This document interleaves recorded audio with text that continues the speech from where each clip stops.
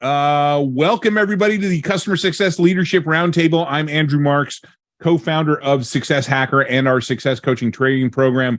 We're back for our monthly live webcast today talking about being an effective customer success leader. This free learning event is brought to you by Success Coaching, the world leader in customer success professional development training, with, like I said, nearly 21,000 students globally on our skills-based development platform. Our programs are available in a variety of formats, from self-paced online learning to virtual instructor-led boot camps. We're actually right now running a special this month on next year's live instructor-led trainings, including our 12-week coaching programs offered in conjunction with the University of San Francisco and our 3-day boot camps. We are offering 23% off for 2023, and that coupon is good through December 31st. So if you're considering attending one of our programs next year, this would be the time to sign up. And Ashley's going to drop a link to our program page and coupon in chat. I see she's already done that. Awesome. Thank you, Ashley. Find out more about our online learning and instructor-led programs and workshops at successcoaching.co. Now, for those of you that haven't participated in one of these events before, this is a live and unscripted discussion where we dig into a single topic relevant to customer success leaders. Regardless of the company that you work for, the scope of your role, or the sizes of the customers that you deal with or your team deals with, we aim to pick topics that are going to be practical and useful to you. The schedule for our upcoming events can be also found at successcoaching.co. Click on the events tab at the top of the page to find out more. And if you are interested in being a panelist, being one of my guests for our upcoming 2023 CSM Mastermind or CS Leadership Roundtable webinars, please fill out the survey that Ashley is about to drop into chat. Oh, no, she beat me to it. She did drop into chat. Awesome. Thank you, Ashley. A few housekeeping items before we get started. This webinar is recorded and we'll be posting a replay along with a transcript on our website early next week. We will be taking questions later on during the webinar, so please don't be shy and use that Q&A button found at the bottom of your screen to ask your own question or upvote one that's already there. We are also broadcasting on LinkedIn Live and have somebody monitoring that feed. Thank you, Tracy. So if you have questions, please post them and they'll be relayed to us all. Also, please keep all commentary to the chat window and questions to the Q&A window.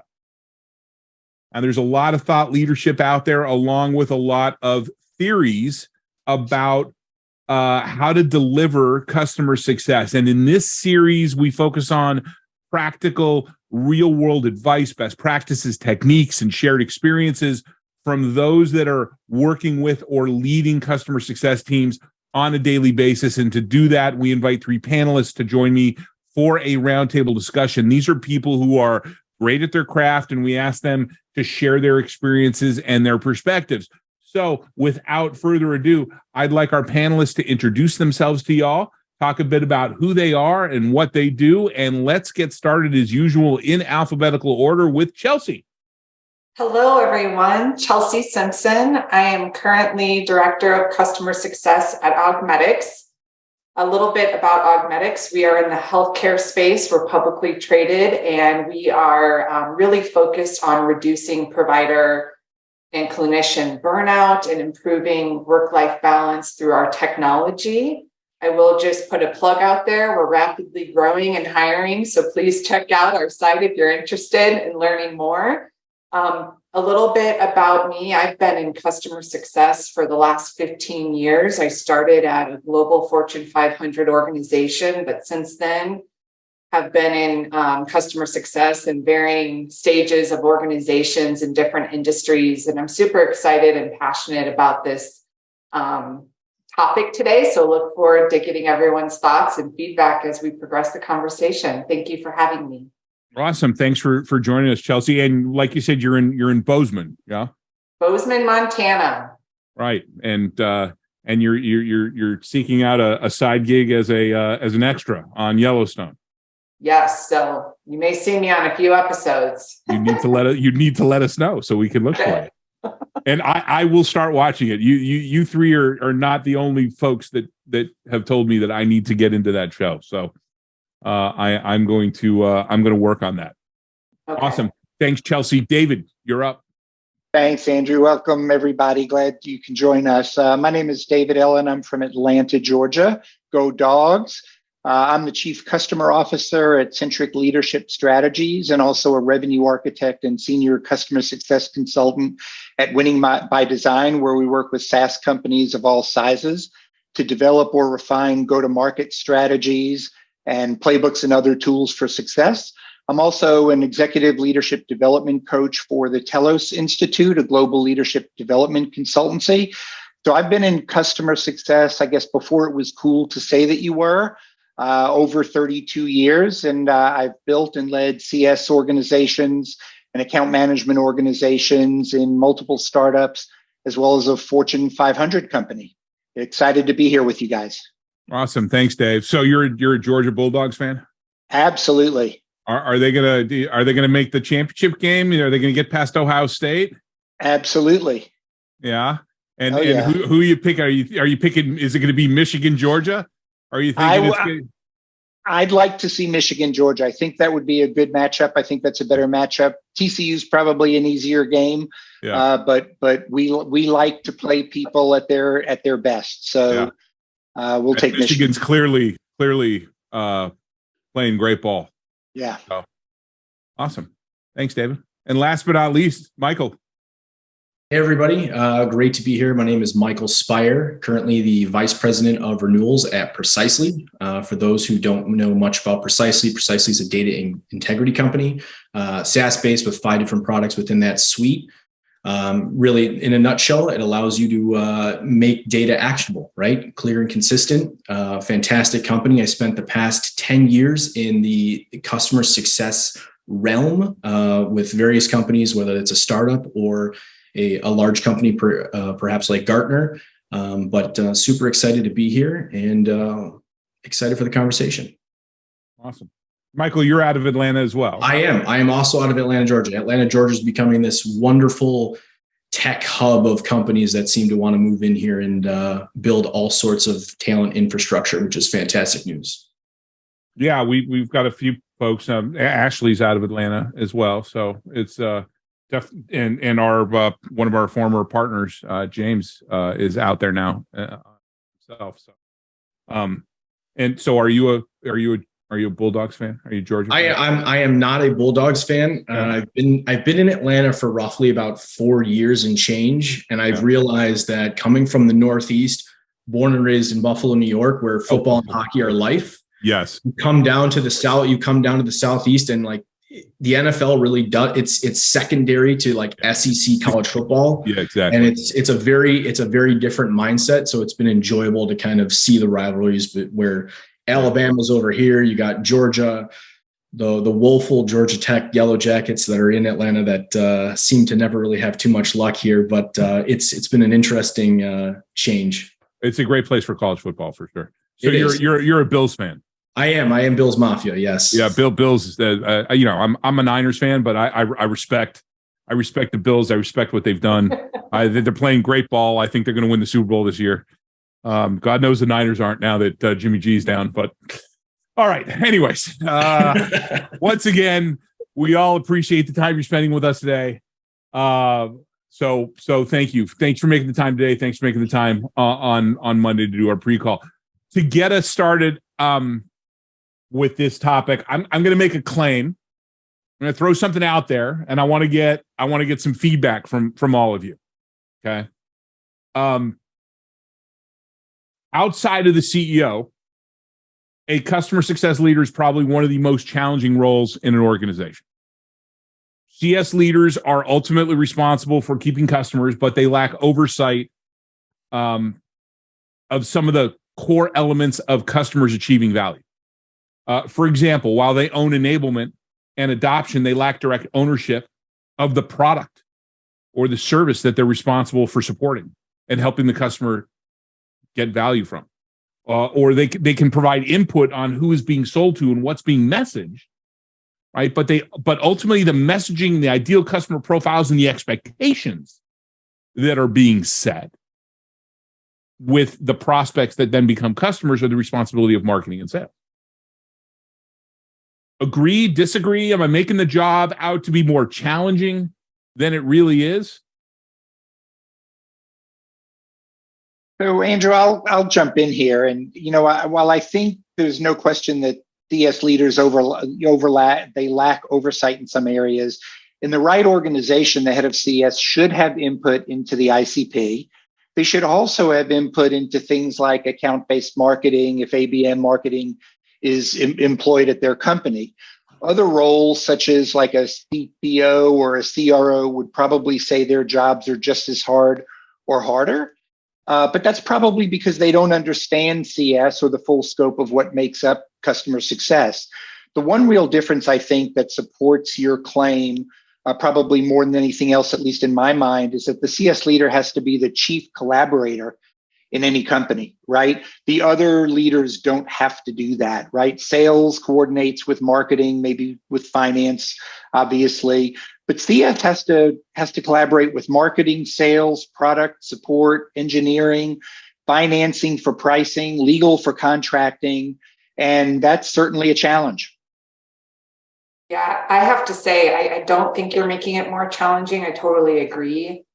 When I look at the major challenge of being a customer success manager and leader is, one, you're balancing the voice of the customer, right? And trying to provide a great customer experience, plus organizational initiatives, plus team performance.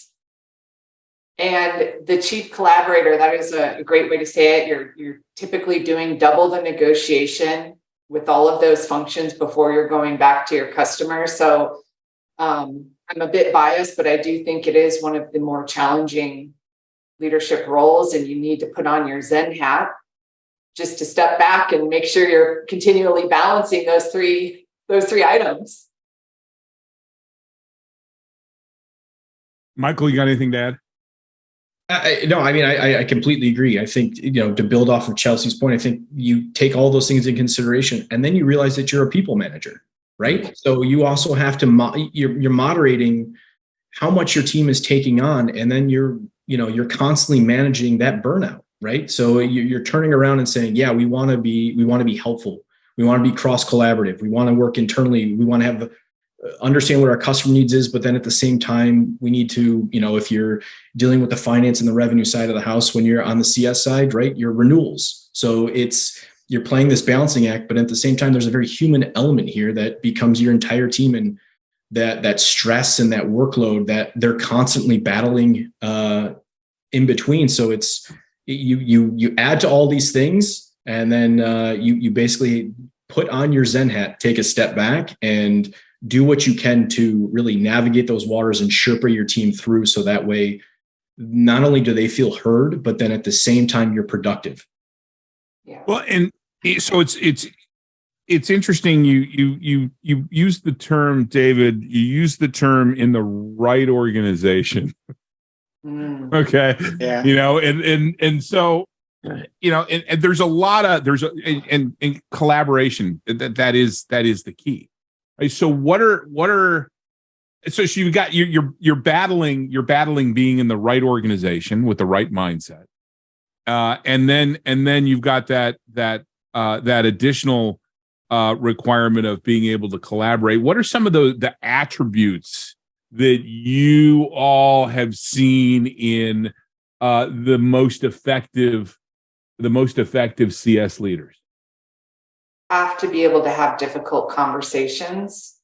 What we were talking about in our prep call is, I think this kind of points back to the challenge, is when you as a leader or someone on your team, a customer success manager, you have a spidey sense that something's going wrong and you don't have all the data, but you've got to advocate on behalf of the customer. So I think being able to have difficult conversations and then balancing that with emotional intelligence, I think, are two key attributes. And 9 times out of 10, if you're advocating for your customer, I mean, you really can't go wrong. It's just how you're messaging and collaborating with cross-functional stakeholders. Mm-hmm. Well said. I would also add that the CS leader has to have a willingness to stand up for their customers and evangelize their needs to the organization. so that other people are very clear at what the customer base is looking at. And, it's not all about the product people sitting in a room and saying, these would be the next cool features we should put out there. It's having them listen to you, who's representing the market, to tell them what features the market is looking for example. Yeah. Oh, sorry. Go ahead, Michael. Oh, no. Yeah. No, I even taking that a step further, right? You have all of this information at your fingertips. You're listening to what the customer is saying. It's, there are some companies that take all of that data and they're not quite sure how to make that actionable. And I think it helps from the CS side where, because we're hearing right from the horse's mouth, essentially from the customer, it's here's what we're hearing. Here's the data. Here's a reason why a customer canceled. Here's the reason why they, perception is a reality where they might have an issue with a product. Product might be completely oblivious to some of those things. So it's our job on the post-sale side of the house to really wrangle in that data and begin to kind of navigate those waters and point in the direction that the company needs to be going in, because ultimately, that we tend to work in silos and we're not paying attention to what the left hand is doing versus the right hand. And I think CS becomes that great depository of all information to share. Yeah, that's exactly where I was going. I was about to go was standing up for the customers, but you stand up for the customers and provide that data to back up what you're saying. Now you can't just go in and say, this is what I'm hearing. I feel this, right? Don't just give me feelings. Don't just give me, third hand, information. I hear this. No, give, provide facts, provide data, provide specific quotes, provide examples, right? Provide narratives, provide business cases. We teach in our training when you have to deal with an enhancement request and you're going to a product, you don't just show up and say this is a feature that the customer wants. You spin a narrative around here's the business case and here's why it's important to them, and here are some elements that so some data points that back up our contention that it's not just this one customer, it's a group of customers, yada yada yada, what have you.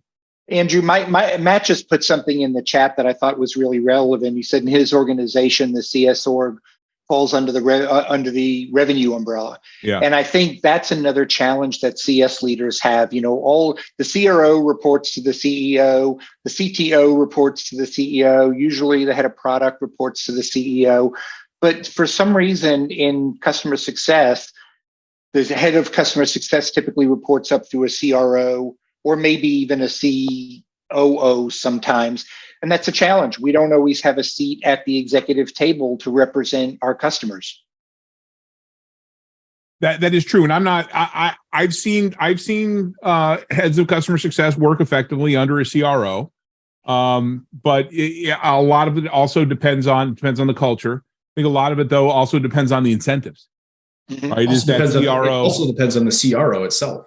Yeah, for sure. Right? Does the CRO understand just the sales side of the house, or do they understand the whole customer journey where CS, it's like any startup, you get to a certain point and you start to realize your customer base is going to be bigger than any new sale acquisition. Right. So you have to pay attention to that side. And do you have a CRO that gets and understands what revenue retention actually looks like and what goes into it and how to build a scalable model? And I think not every CRO is created equally. And I think not every CRO has the strength to do that. And it's like any company that goes through its growth spurts and different, stages in their product and in their company, where you have individuals who take you so far and then you have to level up. Just like if you were playing football and you have a coach and you're building out your team, it's the same concept. I think it ultimately really, really depends on your CRO. Do they have that double-sided skill set, or is it very just revenue driven, looking for new logos, new business drive, and hopefully the back end, he hires smart people to figure out for him.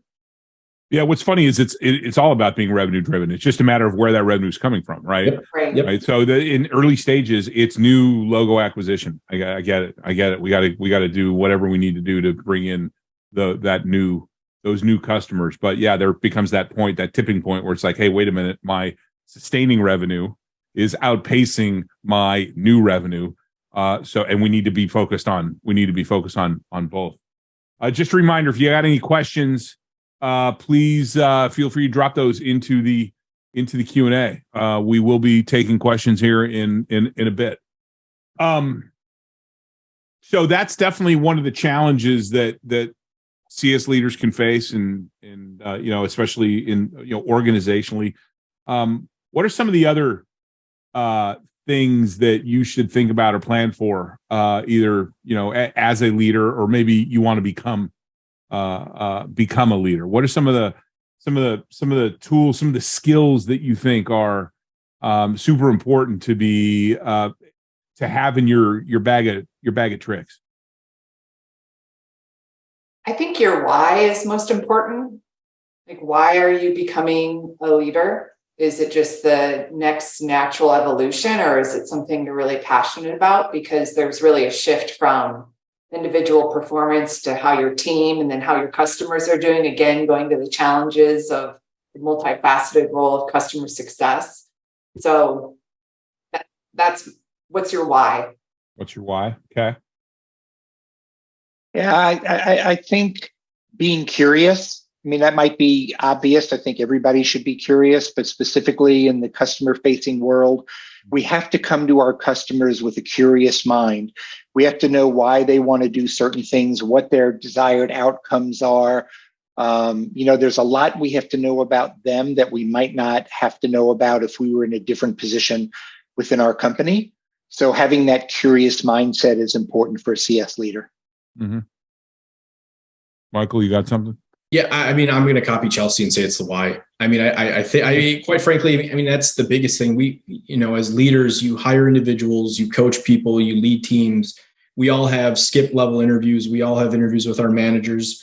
And I think a constant theme comes up when you're talking to those individuals. Either you have people who are ambitious and want to take that next step because they have that intellectual curiosity. They want to continue to evolve personally and professionally. And then you have others who very much so, individual contributors who would probably make excellent people managers and leaders. They just don't choose to do so. They feel much more comfortable being that individual contributor. And I think, as a leader, I think that's a huge part of what we do is the people behind it. It's, it's the why. And then you take it that step further and it becomes being a part of a bigger team and being a part of other people's lives and kind of, being part of that journey. Yeah, I know people that made just fantastic individual contributors, totally focused on the customer, and absolutely failed when it came to leadership. Yeah. And they should have stayed, and some of them took a step back and went back to individual contributor role. And that's okay. I think that should be celebrated too, right? Like, It's a journey, and we're always growing and changing as individuals. It's the same for your career, and acknowledging where you are at in your professional career should be celebrated and not looked at as a step back, in my opinion. And I think there's something I think is super important for CS leaders to be effective at their job, really is what we're already doing in this role, right? In order to be the great collaborator, in order to work effectively across the aisle with folks in all these other organizations that we are dependent upon, we should be employing the exact same tools, techniques, skills that we employ when we're dealing with our customers.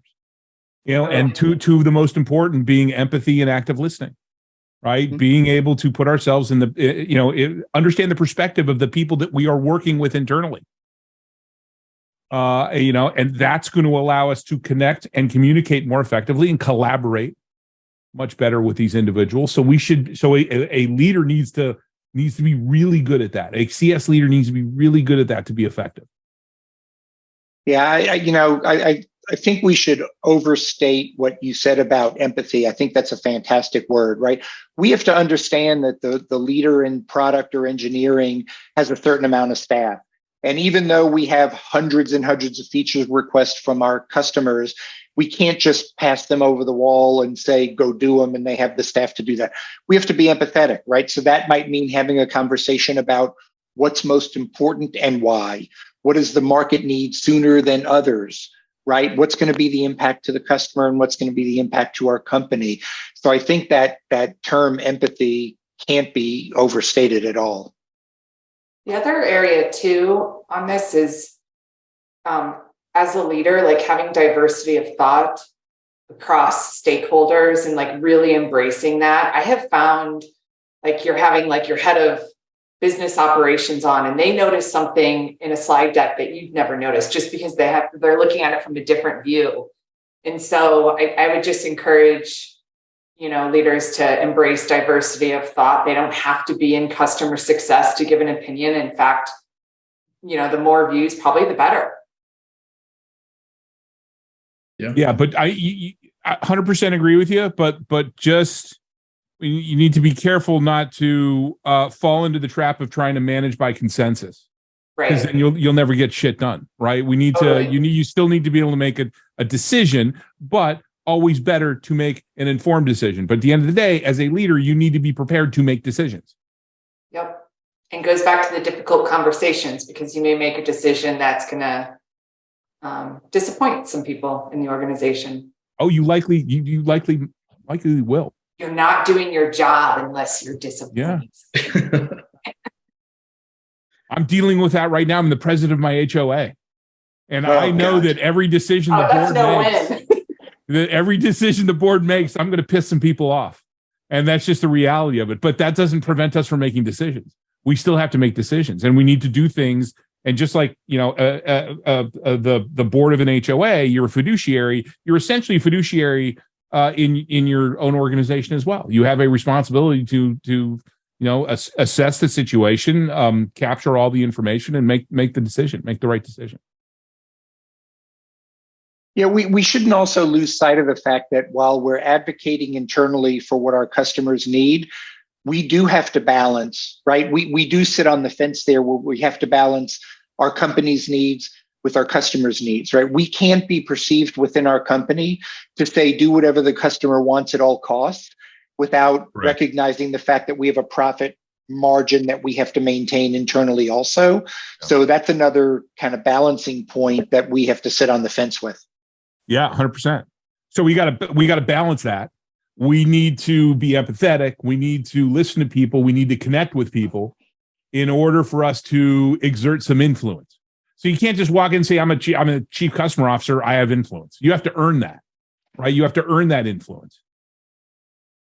I also think there's some, we talk about negotiation. We talked about the concept of negotiation on Monday. I'm not talking about negotiation with the context of I'm negotiating a contract with a customer. We're constantly negotiating. We're negotiating every day. We're negotiating with that head of product that has all of that stuff on their plate. We're negotiating with the sales team to provide more details in the handoff call, in the handoff, so that we can be more educated when we get on with the customer.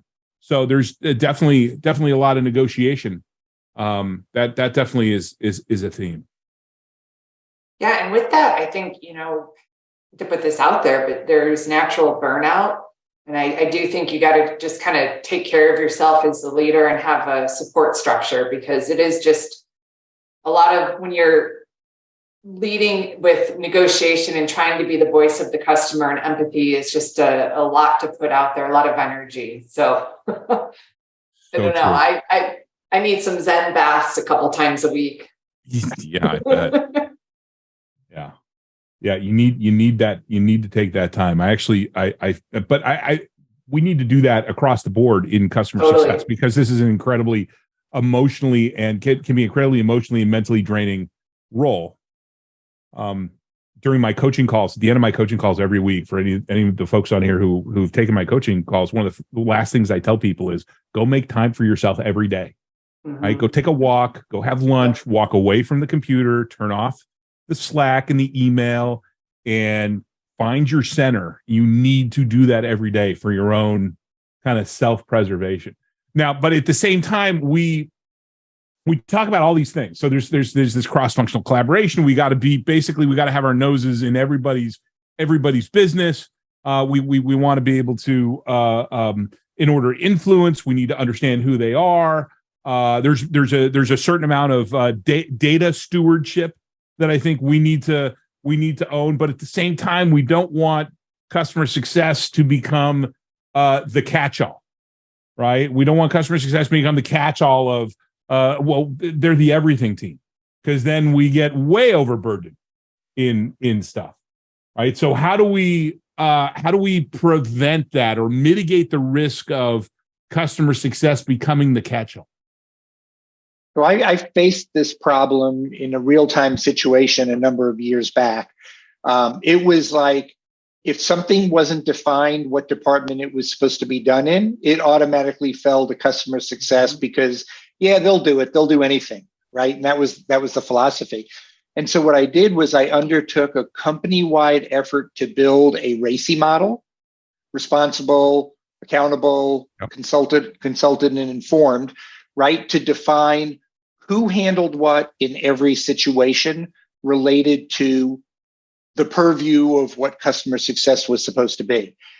And in doing that, I consulted with all of the other leaders in the company to make sure that they were aligned, because if we had their buy-in when we were building it, we knew we would have their support in rolling it out.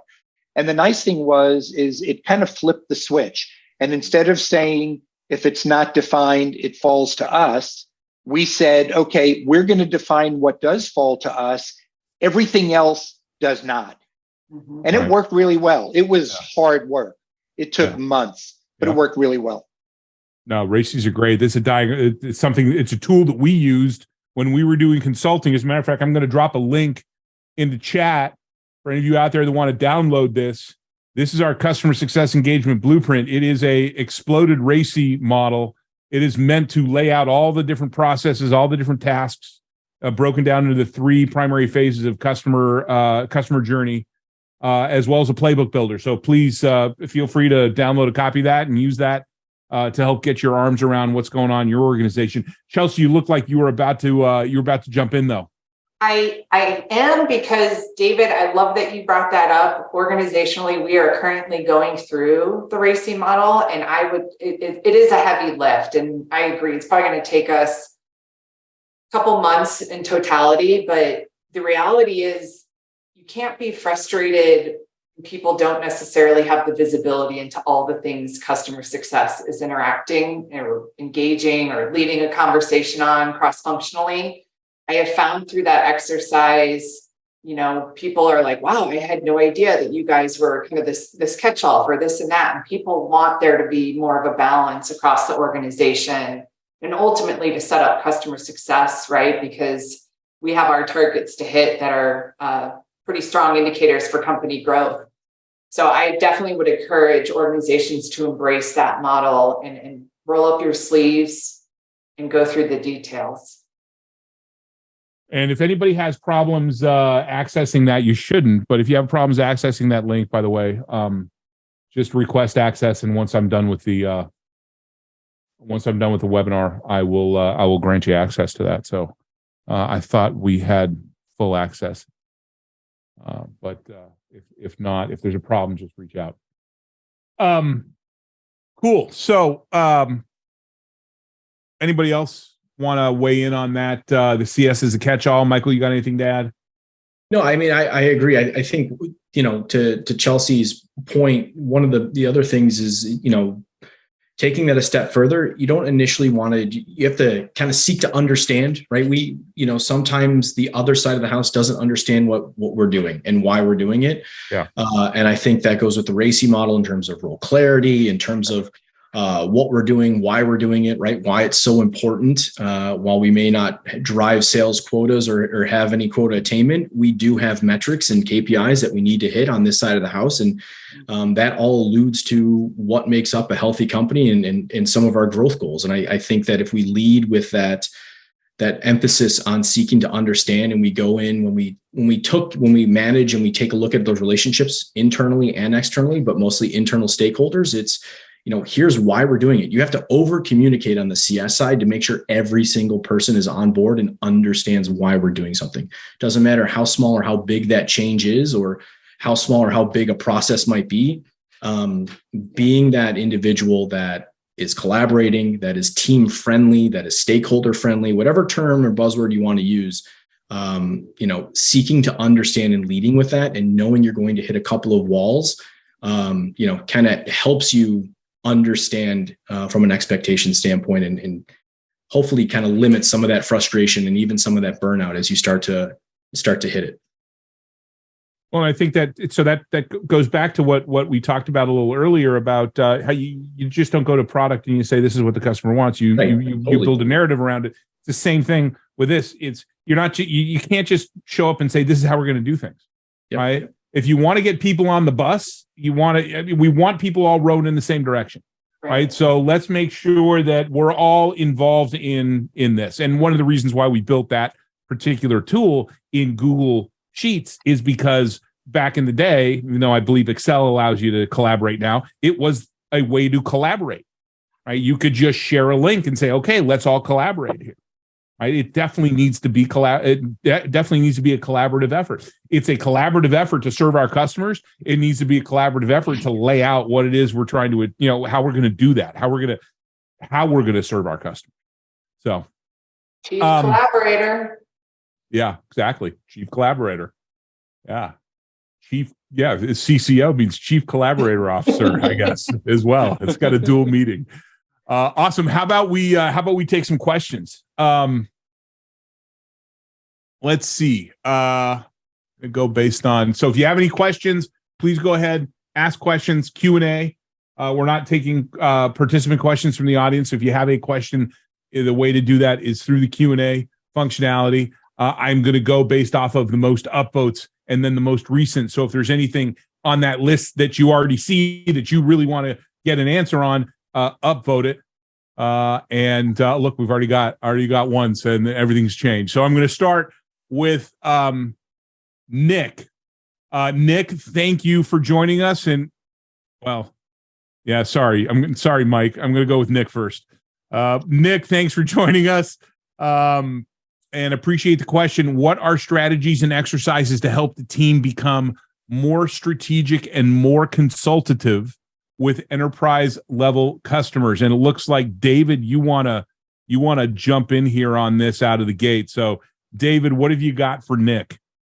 Yeah. So, a lot of people who become enterprise CSMs typically came up through SMB or mid-market.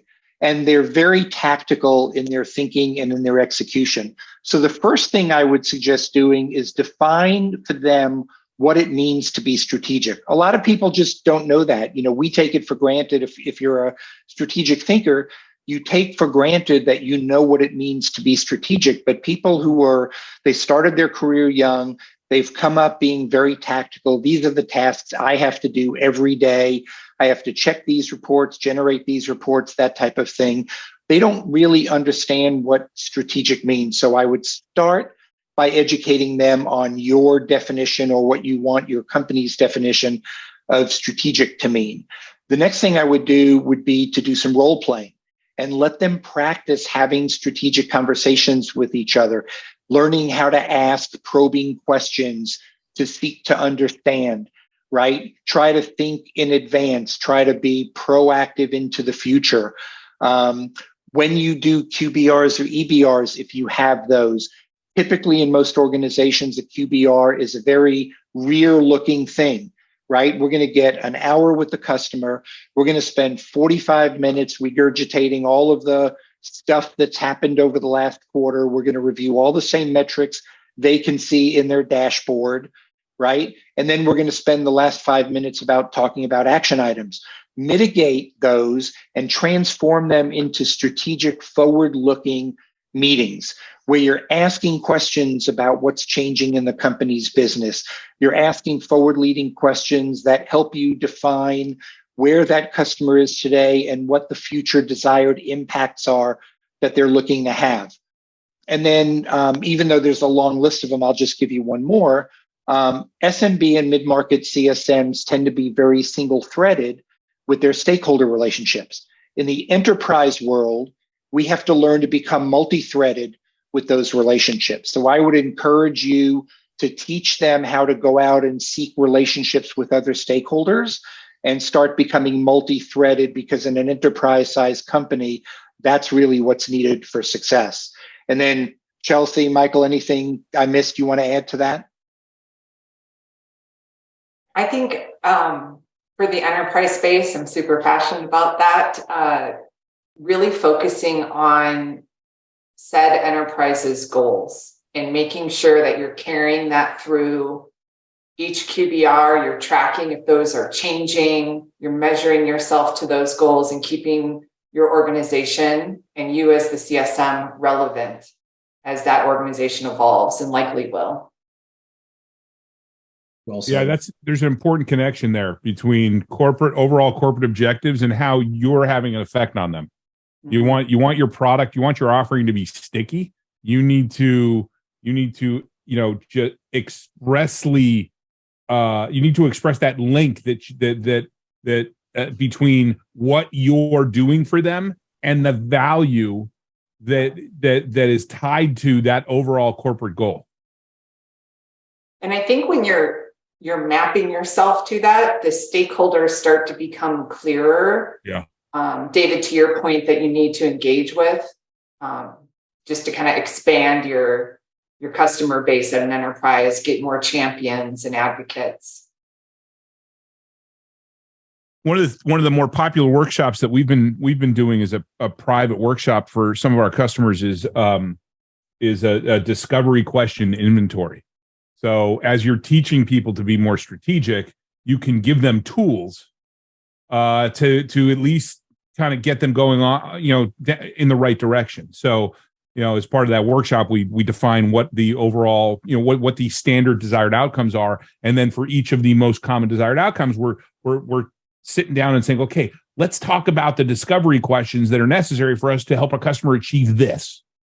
Yep. And just going through that exercise, going through that workshop can be really valuable. In addition to doing things like the role plays. Also, a great point there, David, with having connections with multiple stakeholders. We actually have in level 1, we talk about in account management, our account manager's course, this notion of an influence plan. Who are the people within the organization that I know or that I don't know? And if you only have 2 people on that list, that's a big red flag. Yeah. Right? You need to have your tentacle, especially in the enterprise. You've got to have connections up and down the stakeholder hierarchy. Yeah, there's not a lot of relationship mapping that has to take place in SMB customers, but when you get to the enterprise world, there's a lot of relationship mapping that should be going on. Yeah. For sure.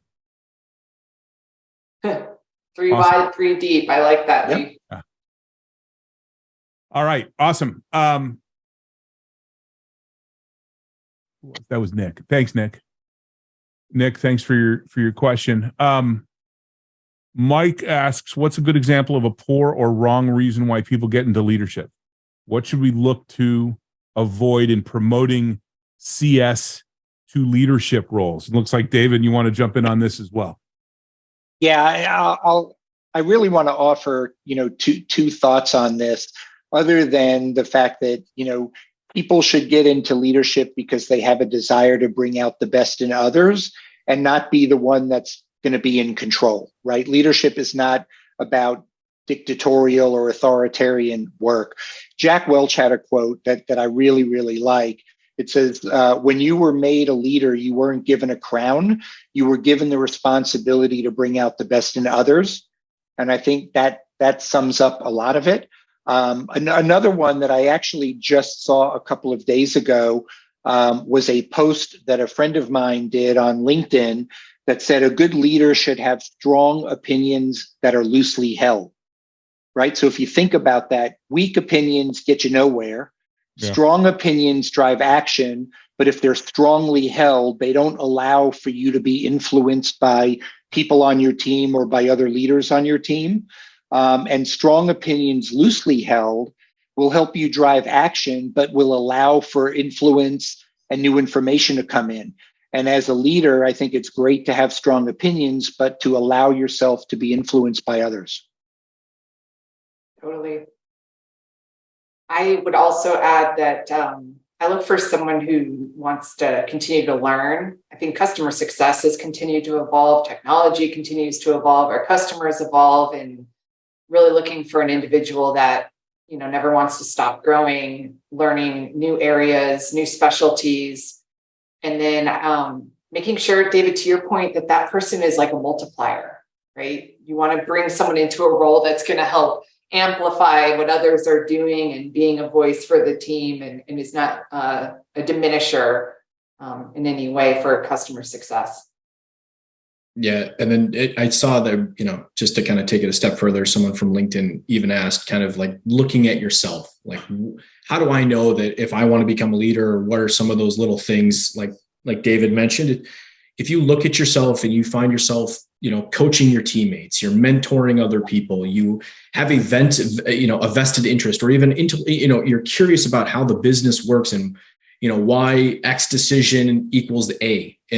I think those things and those types of qualities and those questions that you begin to have to yourself, rather than just saying, I'm a CS individual and this is what I do, taking that a step further and wanting to understand the decision-making behind that and the data aspect, the business reasons, and all those things, I think you then find yourself on a road to leadership quite naturally, because eventually all roads end up leading to you really kind of forming your own opinion and being kind of strong on what that opinion is, and essentially coaching others into actual decisions. So one of the questions from LinkedIn referenced that is, so I just want to take that a step further in terms of what David was talking about. Yeah, and I think a mistake that I see people make is that they don't have that passion. They don't have the passion and the desire to coach and the people skills that are really required to be in a leadership role. Yet they throw their hat in the ring, or they kind of fake it because they feel that is the logical next step in their career. And I think you need to, you got to question that. Is this really the right thing for me to be doing? And if I feel like I've hit a wall in my current organization, maybe the solution isn't throwing your hat in the ring and, for that management role. Your solution is going to your current leader and saying, I feel like I've hit a wall. Where can, help me with my, with a career path, which, by the way, once again, we're talking about in January. But help me with a career path, because I feel like I've reached my potential. Right. Mm-hmm. Or I haven't reached my potential. Awesome. Thank you for that question, Mike. Lily, thanks for the question. Thanks for joining us today. Lily asks, is there a checkbox of professional experience we need to tick before taking on a CS leadership role? I am more of a jump into the water and start swim, but if you have to give a leadership role to someone, what would be the professional experience you'd be looking for in that person besides the reason why and the curiosity mindset? And Chelsea, you wanted to jump in on this. And I know we talked a little bit about that. We talked a bit about that in the last question as well. Yeah, I don't know that when I'm looking at this, I'm locked on professional experience. I think it's more about seeing that someone is consistently passionate about being on the front line with customers. It doesn't always have to be customer success has been their path to get there. It could be in support or other customer facing roles. I think what's key is that the individual represents, someone who's willing to collaborate. I know we've talked about that a lot, but no matter what role they're in as an individual contributor, they're really a leader, and you don't need a title to be a leader. And so it's really just you get to the point where it's just a title change at that point, because this individual really exudes, hey, I'm a multiplier. I'm here to help organizationally. I'm passionate about customers, and here's my history or experience on working on the front lines with customers. And I'm, by the way, able to hit my targets and KPIs, and I've demonstrated that. Again, for me, it's not all has to be in the same swim lane of customer success. And if they need to have some initiative. They need to be a self-starter. They need to be somebody, like you said, a multiplier. Right? Go ahead, David. Michael, you go first. I was just going to say, and even if your organization, no matter how big or how small it is, if it doesn't have a career, a clear career development path within CS or it doesn't matter what department you're in. You, as whether you're a current CS leader or even perhaps much more of an experienced individual contributor, can kind of create that for your team or for yourself. As a leader, I have, one of the things that I've done is when you have new hires come on, pair them up with somebody that's already on the team, call them a mentor, begin to kind of plant that seed in your, in your high-end contributors in terms of what you want your new hires to learn, right? Take away some of those skills and put that other person in a, kind of a sample size leadership role where they're guiding somebody along a new hire path. Now you have your playbooks and you have all of your training that you naturally would, but putting some accountability on perhaps one of your high performers to see where that leads them allows you also to kind of build your own career development track for your sake and for your organization, because maybe your organization doesn't have the resources. Maybe your organization doesn't have a robust, career development program or training team. So take it upon yourself, take that initiative and do that yourselves. And I think that has proved incredibly valuable in the end. It also allows you to kind of really take a temperature check on your team and where they're headed, and even some of the skill development aspect that you really want to focus in on, whether that's that year or even a year ahead in terms of planning. Random thought. Chelsea Simpson said radical candor. I am a massive fan of radical candor. Yes. Yep. Yeah, Great book. That's an unbelievable book. Take 20 minutes, watch it on YouTube. Totally. Fantastic. Absolutely fantastic. It's the one book I always recommend because you can reference it and there's like charts and like examples to talk through, and just the mind shift of how the ruinous empathy, like being candid is actually the most beneficial thing you can do for your relationships. Sorry, don't mean to go on a spiel there. Yeah. And that's okay. I'd add one other thing. One fallacy about people getting promoted is the thought that, hey, if you give me the title and money, I'll do the job.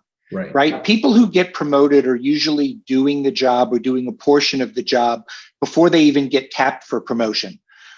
They show their leadership skills every day in what they're doing. So when you're looking for new leaders to bring onto your team, look around for those people who are already stepping up and showing some of those leadership skills and doing some or all of that job. Those are the ones that deserve to get promoted, not the ones that step up and say, here I am, I've been doing my job great, now I'm ready for the next one, put me in that leadership role and I'll go figure it out.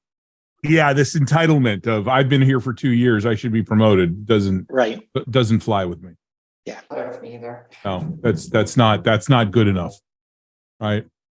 I would like to add that, as far as professional experience goes, one of the things that I always look for, though, and I'll go back to it, I'm going to sound like a bit of a broken record here, is I think for you to be an effective leader, you need to be good at active listening. You really do. Right. And so I think that if you've got, apologies, my gardener's out, right, of course, right outside my window when I'm doing this webinar. You have to be really good in customer success at active listening. So you've got people with that potential, right? They're sitting right under your nose. Whether they have all the other pieces is part of what you need to assess. But you've got people that typically have higher EQ, and they can be taught how to actively listen. Awesome. Lily, thank you for your question. Chelsea, if you can hit the done button for me on that. Christine Murphy asks, it's a little off topic, but we'll just go around and see what y'all have to say. What CRMs and other platforms do the panelists use that they'd recommend for CSMs? Yeah. So I selected this in terms of wanting to kind of bring it to everyone. One of the things I wanted to kind of give my opinion in terms of, there's no catch-all, right? There's no magical piece of software that's going to make everyone's job easier, that looks at different things, just because how disconnected sometimes an organization can be in terms of the CS side of the house, the sales side of the house, product. Product uses Jira. You might be using HubSpot or Salesforce or whatever it might be as your point of reference or your source of truth. And there's never ever a catch-all. So I think that while there are tools out there that make you much more efficient and can even make your CSMs and your lives easier on a daily basis, I always want to preference that there's never a magic out of the box tool. For me and my teams, I have seen that sales engagement tools like Outreach, like SalesLoft, like Salesforce has high velocity sales, things like that to simplify what your team is doing on a daily basis helps them become much more efficient and allows them to forecast or be able to include notes, make things actionable when customers cancel or we have problems. We're able to relay that data to product. So on an efficient scale, I think there are tools that absolutely do work. Now it all just depends on ecosystem and things like that, not to mention your wonderful budget that you have in every department, which is also probably usually the one that trumps everything else. So again, there's no out of the box magic piece of software. I will always recommend some type of engagement piece of software, and that's only because it makes your lives incredibly efficient when you begin to really build out your teams and look at things at a much larger scale. But that all comes in due time in terms of growth and then companies need. And, that's another thing that you need internal stakeholders because that can also help out others as well. So it becomes a much larger discussion than just a CS discussion. For sure. One of the most common mistakes I see CS leaders make in this area is they go out and buy a platform thinking it's going to solve all of their needs. Yep. Right. Yep. And that's backwards from what really should be done. If you're thinking about tools, if you're thinking about whether it's a CRM or a CSM platform or a voice of the customer platform, whatever it is, take the time first to identify your internal needs. There are a lot of great platforms out there, but they all do things slightly differently. And make sure you understand what your needs are and then go find the tool that fits your needs the best. Don't just go out and buy the tool that everybody's hyping and talking about in the marketplace and then say, okay, if we implement it, then what? Right? Do your work first and then go find the right tool. Exactly. Tools are not silver bullets. It's a good point. Yeah. I've seen that happen too. One of my first gigs that I did as a consultant was going into a company that had implemented one of these customer success management platforms, thinking it was a silver bullet. And when I asked them, well, tell me about your customer journey, they looked at me like deer in headlights. Well, what's that? Like, well, okay, so how can you use this platform and not know what your customers, you want your customers to experience? So, awesome. Thank you for that. Thank you for that question. Who was that?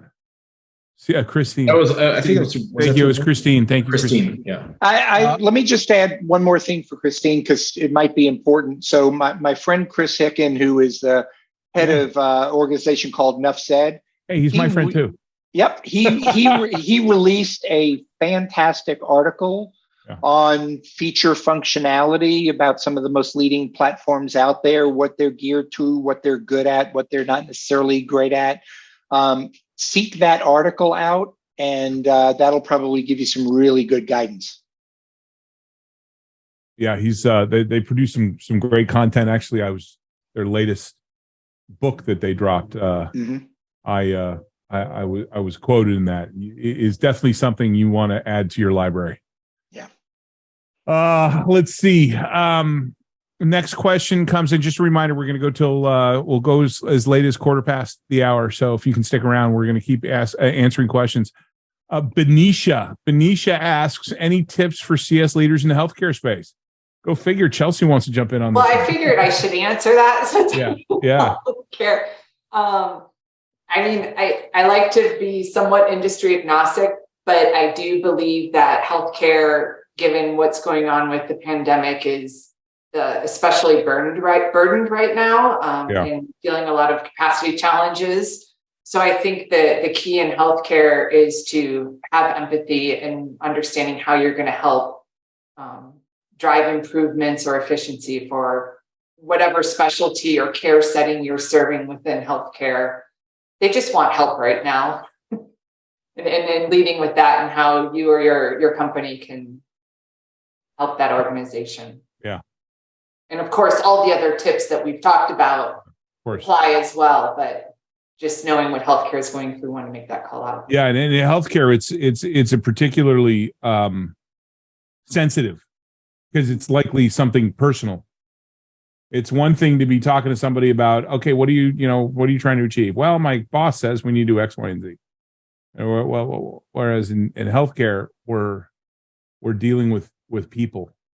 We're dealing with people with problems, with challenges, their own personal, challenges. And so the empathy, it's a different kind of empathy, right? And it's also, though, it's an empathy that I think that can be if it's exercised right, can be even more powerful. Definitely. Right? Yeah. It's one thing to say, I empathize with your position for what your boss is asking you to do, versus I empathize with your position of where you're at personally. And I want to help you. I want to help you relieve that pain. I want to help you get past this diagnosis. Right? This is your life that you're dealing with here. So awesome. Thank you for that question, Benicia. Next question comes from Ozzy. I'm sorry if I butchered that, Ozzy, on LinkedIn. Do you think an outsourced CS role would make valuable impact in an organization at scale? So looks like Michael, you wanted to jump in on this. I noticed this. And I thought it was an interesting topic to bring up, considering when you're looking at your organization and you're trying to build not only within a budget, but then at a point of scale too, in terms of what the future holds. This is one area I'd be incredibly careful about. And the only reason I say that is it takes an incredibly mature company to be able to support an outsourced CS role. And the reason for that being is you want to make sure that internally, before you go down that route, you have your glass house in order. And that just becomes from your playbook to your process to other teams, how we are interacting with everyone internally, all of our internal stakeholders, before we go to the outsourced route. Not that it's a bad thing. It just takes usually an incredibly mature company to go down that route. And that usually is, quite frankly, is a last resort, because you like to keep a lot of those things in-house. Now I understand, some of the appeal behind it, especially when you're looking overseas, whether that's India or Poland. But it's definitely something that I think is appropriate for companies at a certain time point. And usually it's in that really heavy maturity stage where they have that foundation to kind of build off of. And I would add, if you're going to go down that route, make sure you're very clear in what your expectations are. Yes. And what your desired outcomes are, and teach that company about your corporate culture, right? If they're going to be your voice to the customer, they have to be speaking the same language that your internal people are speaking. They have to be speaking the same language your support people are speaking on the phone. They have to have the same language that you're exhibiting on your website or in your product. It's really important, if they're going to become an extension of your company, that they're doing all of those things, because otherwise the customer is going to know that you outsourced it, and they're going to say, okay, you really don't care about me because you won't handle me internally. The customer experience suffers greatly. And then you'll see on the back end, your retention and your renewal numbers will begin to suffer as well. Exactly. And then all the investment that you put into those folks and bringing them in is all for naught. That's right. And you would have been better off limping along with what you had internally. Yeah. Awesome.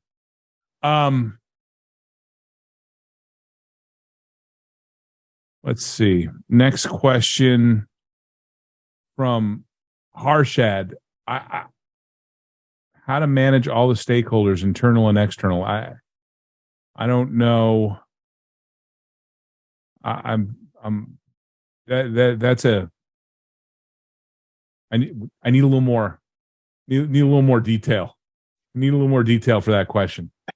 If you can give me some more specifics about what you're asking for, just drop it into chat, and we'll move on to Maria here. So Maria asks or says, I'm a CS leader in Latin America. I've been under the umbrella of the sales director and have been really challenging because the mindset and motivators are different. On the other hand, I'm in a difficult moment because it's been difficult to manage all the information with all the areas. Maybe it's a time management thing, but would love you to share some tips to handle so many important, relevant, urgent tasks and more when the company is growing 2-3x. So never stop, even increase with the passive time, how to manage our personal strength and many things that are new of the CS leader. Okay, I think we got the gist of it. So I'll tell you right out of the gate, do a Google search for the Eisenhower matrix. Okay. That's great. I was just going to say that. Yeah. The Eisenhower matrix will help you determine it's what's important versus what's urgent. And it's a really simple 4-box that says, is it important as an urgent versus important and not urgent versus not important and urgent, not important, not urgent. It basically tells you it's really simple. It's something you could print out, stick on your monitor virtually or, with a sticky note or something. And when you have one of those situations, you're like, okay, how do I deal with all this stuff? You look at the Eisenhower matrix and you're like, oh, okay, you know what? I'm going to delegate this, or I'm going to schedule it, or I'm going to do it right now, or I'm going to just forget about it. I'm going to delete it. So right out of the gate, I'm going to suggest the Eisenhower matrix. Sorry to steal your thunder, David. You nailed it. That's exactly the first thing that came to my mind. You also mentioned the word delegation, Andrew, and I think that's an important one too. Work should be done at the lowest common denominator where the skill set is there for the work to be done. A lot of times leaders will take on work because either their people are too busy, their teams are too busy, or they don't feel confident that their people are up to the task and can do the job. Take the time to delegate appropriately and push work down to the lowest common denominator where you feel comfortable, where it can be done successfully. Yeah. It's okay to delegate. Yeah. Anybody else? You got anything else for Maria, Chelsea, or Michael? I think, personally, I think delegation is one of the more challenging areas I see people struggle with. And just a common area where I coach internally, that you're really trying to continue to grow and empower individuals, and delegation is key to that. And, the outcomes you're trying to drive. And I think sometimes you just have to step back. I empathize with everything that she's saying. I totally get it. And when you're in the thick of it and all the chats are going on, the texting, and you're crazy, it's sometimes just step back and deep breath, reset. What's important?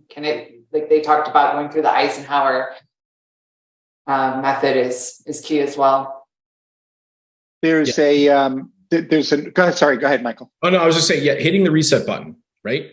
Understanding what the organization needs, what are those fundamentals, taking a step back, and then beginning to prioritize, right? Essentially what the Eisenhower matrix does, which is a fantastic tool, but really it when you get caught in the weeds and you're trying to manage your team and you're managing expectations and you're trying to, you're running the organization as a CS leader, don't forget to take a step back and take a breath. It's easier said than done. We've all been there. Easier said than done.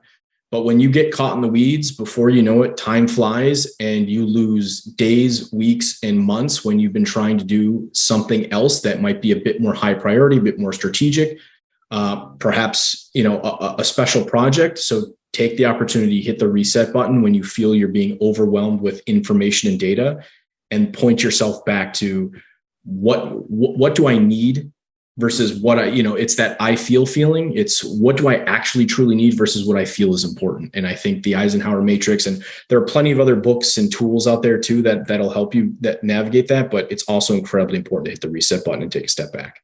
Yeah, totally. I was just going to add that one of the challenges that a lot of leaders have is that the people on their team are very skilled at dumping their tasks up to their leader, right? They're up delegating. They're very good at doing that. There's a great article that was published in Harvard Business Review in 1999. I think it was the November-December issue, but don't quote me on that, called Who's Got the Monkey? And it's an absolutely fantastic article. It's won all kinds of awards for years about how managers can learn not to let people on their teams delegate work upwards to them. great short read. Take you 10 minutes to read it. Awesome. Yeah. And I see you drop that into the chat. I also dropped a link into the chat that has a little video and an explainer for the Eisenhower matrix for those of you that want to check that out. Maria, thank you. Thank you so much. One thing, Maria, too. Yes. I know we're giving a bunch of tools, but if you just need to talk to someone, that sometimes works wonders too. I hope you have the right resourcing, but like sometimes it's like, I don't need a tool. I just need to get on the phone with someone then move on. Yeah, always great to have. And it doesn't, I guess it doesn't necessarily need to be a mentor. It doesn't necessarily need to be a coach, right? But, go on LinkedIn, go reach out to folks that are, at same level you are, that can understand, that can relate, and be able to sit there and talk about this stuff with others, and sometimes, once again, it's just, I got to get this off my chest, or I've got this frustration.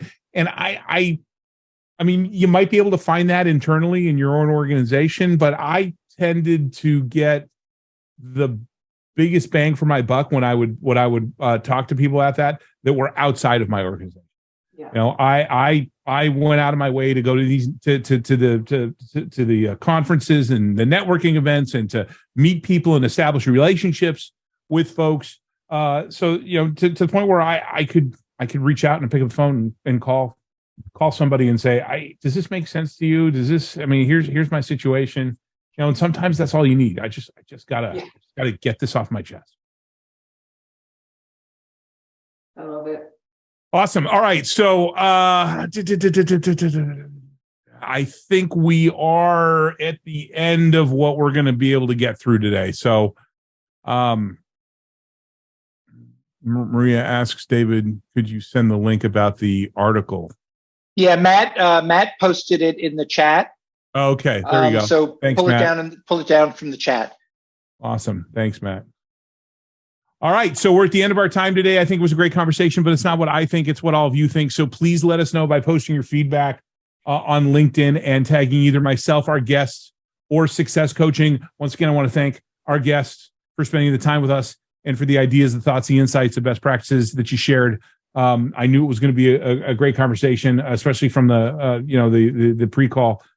So once again, thank you all. Thanks for making the time. One final note, great CS leaders know that they don't have all the answers, but they know where to get them. That's why we created the CS Leadership Roundtable, to harness the knowledge and experience of the community to help improve everyone. We hope to see you again at our first event of 2023 on January 11th, when we'll discuss building professional development plans for your customer success team. Until then, make sure, tell you this, I told you, I would tell my coaching plan folks this, make sure you're making space for yourself every single day, yourself and your mindset, and have an amazing holiday season and a great new year. Thanks, everybody.